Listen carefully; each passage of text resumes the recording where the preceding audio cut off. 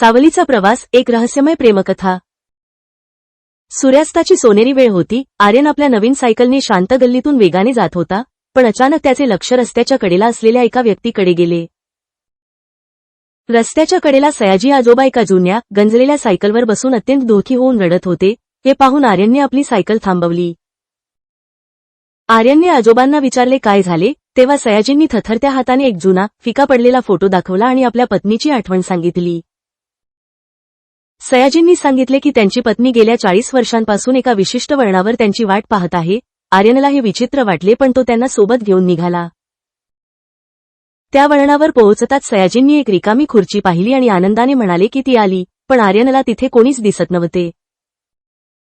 आर्यनने जमिनीकडे पाहिले तेव्हा तिथे 2 सायकलच्या सावल्या होत्या, पण तिथे एकच सायकल होती।